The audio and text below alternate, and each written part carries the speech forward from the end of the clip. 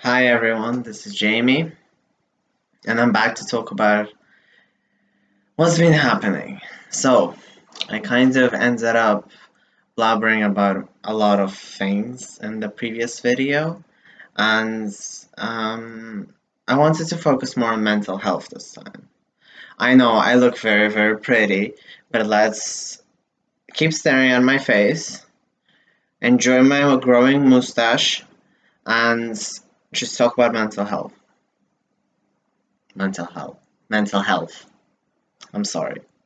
I end up confusing like different words because I kind of live in Portugal, so everything kind of my English starts to gets drained away from me, and it's really sad. But that's life.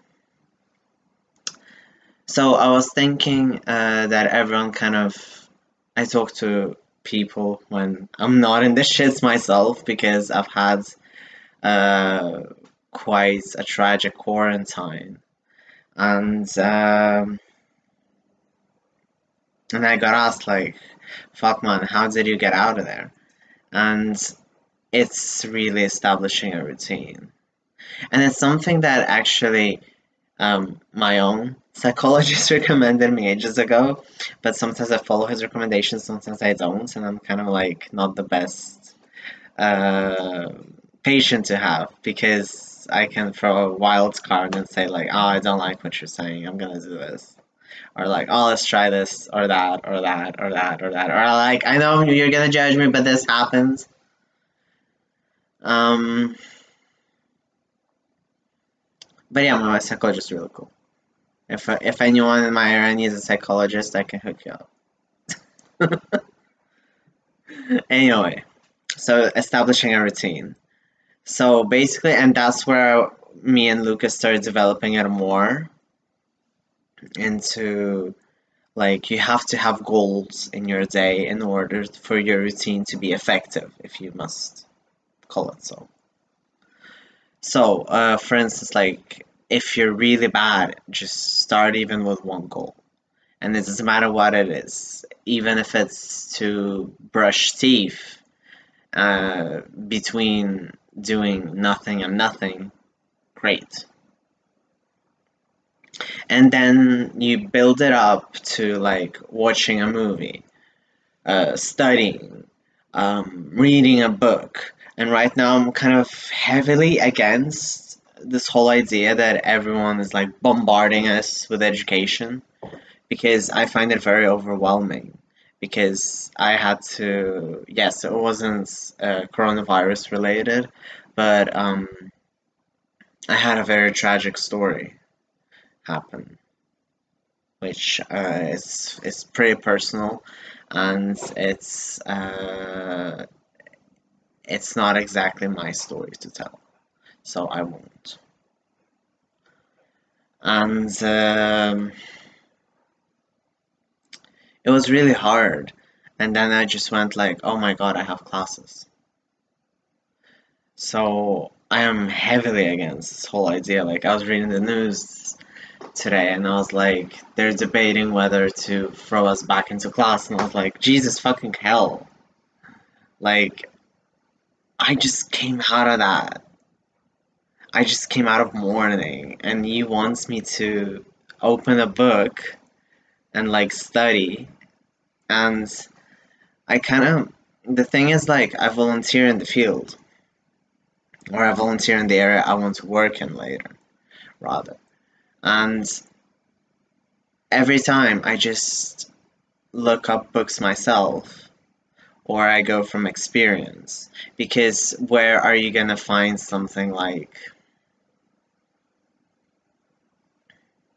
how to elevate dysphoria for an agender person in the academia? You won't. Instead, you'll find some crap you don't need. So I usually sit through my classes. I really enjoy them though. But I enjoy them as lectures. And that's that. And right now, I don't think it's the time for lectures.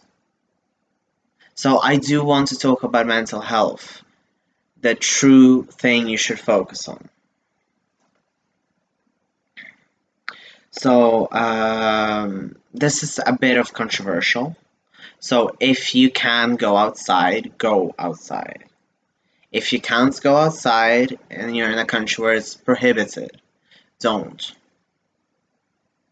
But if you still can go outside and it is safe, or you have a garden, a backyard, if you can open a window at night, do it.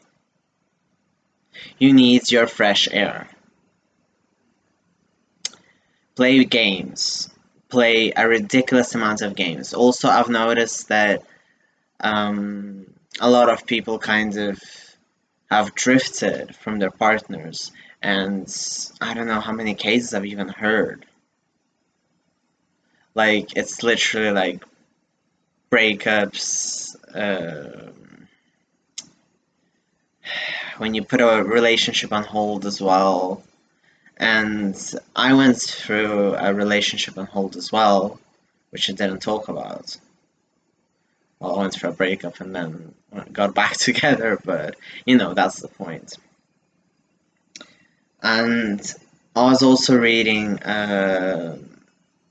Nick Hornby, and we really argue over the smallest of things. So, what I want to say is get some steam out. So, it's fine to argue, to discuss very, very emotionally the situation which is happening, but also respect your partner. You have to be open with them. If you're in the same household, if you're not, Skype is amazing. Skype is an amazing creation. What else would I suggest? If you have pets, you're lucky. I have a pet and he's been wonderful. He's a pest, but he's been wonderful. I saw that a lot of people dress up and do makeup as a coping mechanism. Hello? But I don't really dress up that much. As in, I do pick up an outfit every day. So my routine at the end of the day is to pick up an outfit for tomorrow so that I don't lie in bed thinking, what will I wear and how will I start my day? So you have to prepare for your next day. You have to prepare because it's coming. There will be a next day. You need to make sure about that. You need to like ingrain it in your head. And I'm an open book. So if you want to discuss it further, you have my handles. I'll put them also down below. So feel free to just ask me. Because I kind of care. It sounds like something a friend of mine would say. But,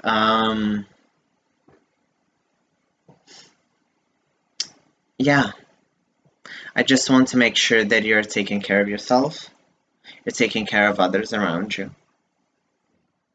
And that everything will be well. Obviously within circumstance, because we have no idea what's happening. As in, what will the future bring? How will a post-coronavirus world look like? How will the economy restore? How will people restore? Will people finally accept us, you know? We don't know. But you gotta take it right now. It's more important to take it day by day by day by day by day. So make sure that you're prepared for the next day and make sure that you have a plan for today. Thank you.